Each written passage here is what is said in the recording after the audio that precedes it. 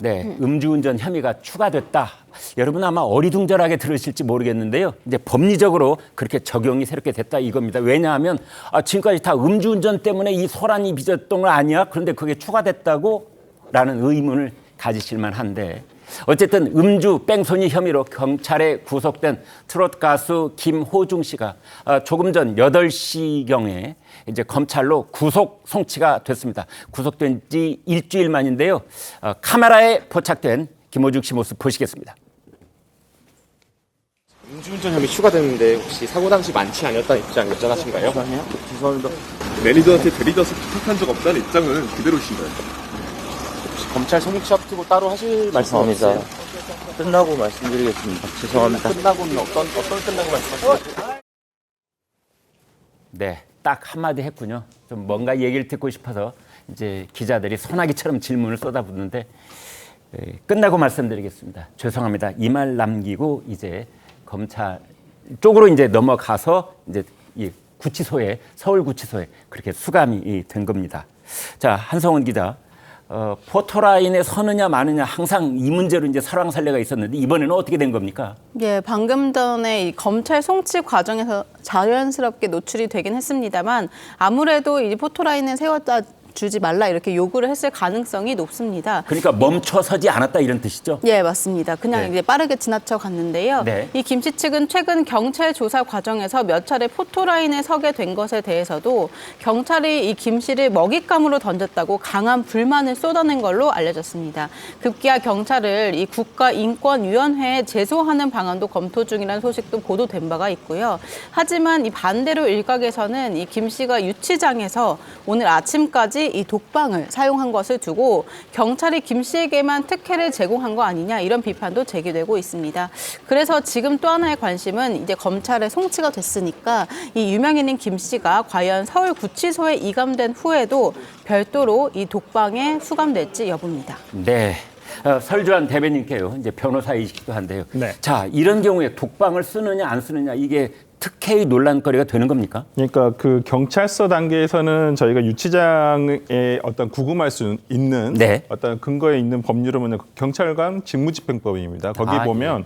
구조에 어떤 경찰관 직무집행법 구조에 보면 법률에서 정한 절차에 따라서 체포 구속된 사람 또는 신체 자유를 제한하는 판결이나 처분을 받은 사람에 대해서는 수용하기 위해서 경찰서에 유치장을 둘 수 있다고 돼 있어요. 네. 근데 그 유치장에 둘 수 있다고 돼 있지 어떤 독거를 할 수 있냐, 그러니까 홀로 둘 수 있냐, 네. 아니면 혼거 같이 둘 수 있냐라는 것은 그 상황이라든지 어떤 구속된 사람의 상태라든지 이런 네. 것들을 고려해가지고 정할 수 있게끔 돼 있습니다. 그래서 네. 뭐 구치소에 혼자 독방에 사용한 거에 대해서 뭐 특혜 여부에 대해서 뭐 논란이 있을 수는 있지만은 뭐 어떤 법을 벗어나서 뭐 독방에 수용된 것은 아니라고 볼 것 같습니다. 네. 저희 시청자들의 의견을 참조해 보면 말이죠. 네. 김호중 씨 측이 정말로 반성하고 그리고 이제 책임을 지겠다는 자세라면은 그동안 분노해왔던 국민들께 그리고 걱정하고 있는 팬들께 좀 멈춰서서 카메라 제대로 쳐다보고 그리고 좀 뭔가 반성의 목소리를 내야 되지 않느냐 뭐 이런 게 있는데 이제 멈추지 않고 그냥 쑥 지나갔어요. 네, 그러니까 좀 본인에 대한 어떤 입장 발표가 한 번 더 있었더라면, 네. 사죄에 대한 어떤 정식적인 사과의 형태로서의 어떤 그 김호중 씨의 입장 발표가 있었더라면 훨씬 더 저는 국민들이 받아들였을 때 네. 더 이 잘못은 잘못이고 또 사람은 사람이기 때문에 여기에 구분할 수 있을 건데 어제 김호중 씨가 보여준 그냥 아무 말 없이 아니면 사건이 끝나면 다 얘기하겠다라고 네. 얘기하는 것은 조금은 국민들이 받아들이시기에 아직 본인의 잘못을 다 뉘우치고 있지는 않겠구나라는 어떤 생각을 드실 수도 있는 행동이어서 좀 많은 아쉬움을 남기는 것은 사실인 것 같습니다. 네. 호준석 대변인께요. 그런데 제가 조금 전에도 말씀을 드렸는데 음주운전이 추가가 됐다니 이렇게 궁금해하실 국민이 많으실 것 같아요. 네네. 그러니까 그 전까지는 그 경찰에서 이제 그 음주 측정을 이제 한 것이 네. 필 뽑아가지고 한 것이 17시간 만에 했기 때문에 네. 안 나왔죠. 이제 음주운전 그 음주 수치가 안 나왔죠. 네. 그래서 당초에 이제 경찰이 음주운전 혐의를 적용하지 못하고 네. 위험 운전치상이라는 혐의를 적용을 했었던 것이거든요. 그랬었죠. 네. 네. 그런데 이제 그 음주 측정에서 증거는 발견하지 못했지만 네. 본인이 시인을 했지 않습니까? 아, 예. 내가 소주를 마셨다라고 했고 네. 또 주변에 이제 동석했었던 사람들 네. 또 유흥업소 종업원들이 증언을 했습니다. 술을 마셨다라고 증언했기 때문에 네. 증인이 확보가 된 거죠. 네. 근데 이런 경우에 이제 그 도입하는 방식이 위드마크 방식이라고 합니다. 아, 경찰이. 예.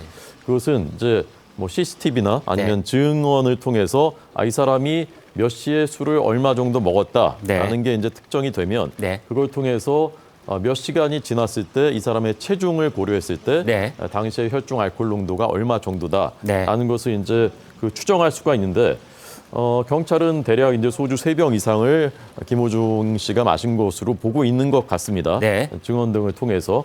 그랬을 때는 이제 이 위드마크 방식에 의하면은 혈중 알코올 농도 음주운전에 적용되는 0.03% 이상이라고 판단을 한 것이죠. 네. 근데 최근에 하급심에서는 이 위드마크 방식을 도입한 것에 대해서 하급심들이 인정하는 판결이 많이 나오고 있다고 합니다. 네.